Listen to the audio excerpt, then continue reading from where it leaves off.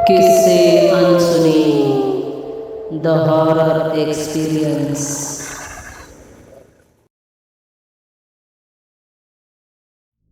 नमस्कार मित्रांनो, स्वागत आहे तुमचं तुमच्या आपल्या किस्से अनसुने या चॅनलमध्ये. मित्रांनो, एक विनंती आहे, चॅनलवर जर पहिल्यांदाच आला असाल तर चॅनलला सबस्क्राईब आणि व्हिडिओ आवडल्यास व्हिडिओला लाईक करायला अजिबात विसरू नका. रात्रीचे 11:30 वाजले होते. राजेश आपली बाईक मुलुंड चेक नाक्याजवळच असलेल्या मिल्का हॉटेलच्या पार्किंगमध्ये वळवून आणि हळूवार ब्रेक दाबत त्याने गाडी थांबवली. बाईकवरून उतरून तो हॉटेलमध्ये शिरला. पावसाचे दिवस असल्याकारणाने विरळच माणसं होती हॉटेलमध्ये. राजेशने एक चिकन थाळी मागवली आणि तो आपल्या मोबाईलमध्ये आपली बोटं चाळू लागला. काही वेळ गेला असेल. एक भारदस्त व्यक्तिमत्व असलेला वेटर त्याच्यासमोर येऊन उभा राहिला आणि म्हणाला, साहेब काय खाणार? तसा राजेश क्षणभर अवाक होऊन त्याच्याकडे पाहत राहिला आणि काहीसा गोंधळून म्हणाला, मी ऑर्डर दिली आहे. तसा तो माणूस विक्षिप्त हसला आणि ओके म्हणून निघून गेला. काही वेळात राजेशची ऑर्डर टेबलवर आली आणि तो निवांत जेवू लागला. एवढ्यात राजेशची नजर वॉश बेसिनच्या पॅसेजच्या लॉबीकडे गेली. काहीसा लालसर लाईट तिथे पेटत होता आणि अंधुक प्रकाश फेकत होता आणि तोच मनुष्य तिथे उभा राहून राजेशकडे पाहून विचित्र हसत होता, जो क्षणभरापूर्वी राजेशजवळ येऊन काय खाणार साहेब असे विचारून गेला होता. राजेश क्षणभर चक्रावला आणि त्याच्या हातातील चिकन पीस त्याच्या कपड्यावर पडला. तसा राजेश सावध होऊन आपल्या कपड्याकडे लक्ष देत म्हणाला, शिट यार, आणि तो आपले कपडे समोर असलेल्या टिश्यू पेपरने पुसू लागला. आणि पुन्हा एक नजर त्याने त्या दिशेने पाहिला. पण पुन्हा एक धक्का. वॉश बेसिनजवळील लॉबी प्रकाशमय होती आणि काही माणसे नॉर्मलरित्या आपले हात धुवत होते आणि तो विचित्र माणूस दिशेनासा झाला होता. प्रकाशही साधारण होता. राजेश काहीसा विचारात पडला, हे काय होत आहे आपल्यासोबत? कोण आहे हा माणूस आणि आपल्याकडेच असा का पाहतो आहे? विचित्रच वाटतो आहे. म्हणून राजेशची नजर आता संपूर्ण हॉटेलवर भिरभिरू लागली. तो इकडे तिकडे पाहू लागला. त्या माणसाला शोधत होता, पण तो कुठेच दिसत नव्हता. राजेशने पटापट आपले जेवण उरकले. एक चिकन टिक्काची पार्सल सोबत घेऊन आणि बिल पे करून तो आपल्या बाईकजवळ आला. बाईक स्टार्ट केली आणि मागे वळून तो हॉटेलच्या गेटमधून निघणार. पुन्हा तोच माणूस गेटसमोर उभा असलेला राजेशला दिसला. विचित्र जाडसर मिशा, मोठे गरगरीत डोळे, काहीसे लालसर छटा जाणवत होती त्याच्या डोळ्यात. राजेश क्षणभर बाईकवरच बसून राहिला. पुन्हा तो माणूस विचित्र हसला आणि बाहेरच्या दिशेने निघून गेला. राजेशला आता काहीशी भीती वाटू लागली होती. कोण असावा हा माणूस आणि आपल्यालाच का दिसतो आहे आणि का हसतो आहे आपल्याकडे पाहून? राजेशने आपली बाईक हॉटेलच्या गेटमधून बाहेर काढली आणि आता तो बाईक चालवत आपल्या नाहूर येथील निवासस्थानी निघाला. डोक्यात सारखे तेच विचार घुटमळत होते. कोण असावा तो माणूस? काय विचित्र दिसत होता आणि वागत होता? मूर्ख कुठला?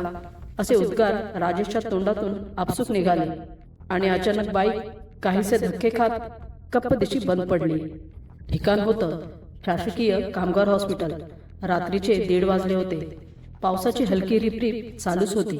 रस्त्याच्या कडेला दिवे होते, मात्र पावसाचे दिवस असल्या कारणाने रस्ते अंधारात गेले होते. लाईटचा प्रकाश काळे डांबरी रस्ते गिळंकृत करीत होते. राजेश काहीसा वैतागत बाईकवरून उतरला आणि आपली बाईक बाजूला घेऊन राजेश किक मारून मारून थकला, पण बाईक काही सुरू होण्याची लक्षणे दिसत नव्हती. राजेश हताश होऊन तसाच बसला आणि त्याने आपल्या मित्राला फोन करावा म्हणून मोबाईल बाहेर काढला, मात्र मोबाईलची बॅटरी उतरल्यामुळे सुरू होऊन गपकन बंद पडला. आता काय करावे? पर्याय एकच होता, बाईक इथेच सोडून खाजगी वाहन करून घरी जावे किंवा बाईकला धक्का मारीत घरी न्यावे. राजेशने नुकतीच ही बाईक 2 महिन्यापूर्वीच विकत घेतली होती, त्यामुळे राजेश बाईक तिथेच सोडून जावे या विचाराने काहीसा संकोचला आणि तो आपल्या बाईकला धक्का देत पुढे पुढे चालू लागला. पावसाचे दिवस असल्याकारणाने रस्त्याला काहीसा चिखलही जाणवत होता. शासकीय हॉस्पिटलचा परिसर असल्या कारणाने झाडेही होतीच आणि पुढील रस्ता निर्जन होता. राजेश हळूहळू आपला मार्ग चालत होता. भयान शांतता रस्त्याला जाणवत होती. मध्येच घुबडाचे गुदकार ऐकू येत होते आणि छातीत धडकी भरवीत होते. पावसाची रिपरिप अद्याप सुरूच होती आणि या भयान शांततेत एक विचित्र चिरका, मात्र तेवढाच धुसफुसणारा एक आवाज वाऱ्याच्या हलक्या गतीने राजेशच्या कानात शिरला. राजेश. अनपेक्षित अशा आवाजाने राजेश थरारला. वातावरणात असलेला गारवा क्षणात नाहीसा होऊन राजेश घामाने भिजला आणि भेदरल्या नजरेने तो इकडे तिकडे पाहू लागला. कोण कोण आहे? आपसुक राजेशच्या तोंडून शब्द निघाले. उत्तराच्या बदल्यात एक वाऱ्याचा प्रचंड झोत आजूबाजूला घेरट्या घालू लागला. वातावरणात अचानक झालेल्या या बदलाने राजेश प्रचंड घाबरला आणि बाईक सोडून रस्त्यावर सैरावेरा पळू लागला. मात्र एवढी जीवघेणी धाव करूनही राजेश पुन्हा पुन्हा त्याच ठिकाणी येऊन थांबत होता जिथे त्याची बाईक होती. काय होत आहे हे राजेशला कळतच नव्हतं. राजेश भेदरल्या नजरेने चहूबाजूला पाहत होता, पण फक्त अंधार, पलीकडे काहीच नव्हतं. काय करावे या विचारात असताना राजेशला जाणवलं एक आवाज राजेशच्या दिशेने येत आहे. चपक चपक, जणू कोणीतरी येत असावं आणि चिखल असल्या कारणाने आवाज अगदी स्पष्ट होता. कोण असावं या विचाराने राजेश थरारला होता. डोळे मोठे करत राजेश आवाजाच्या दिशेने पाहू लागला होता. त्याचा जीव कंठात येऊन अडकला होता. श्वासही प्रचंड वाढला होता आणि राजेशच्या हृदयाचा ठोका चुकला आणि राजेशचा जबडा खुलाच्या खुला राहिला. त्याला कारणही तसंच होतं. तोच माणूस जो हॉटेलमध्ये काही तासापूर्वी राजेश समोर सारखा घुटमळताना त्याला दिसत होता. गोल वेटोळे डोळे, दात निचकत तो राजेश समोर येऊन उभा राहिला. राजेशचा श्वास जणू बंद पडला असावा आणि एखादा निर्जीव पुतळाप्रमाणे तो त्या भेसूर दिसणाऱ्या माणसाकडे एकटक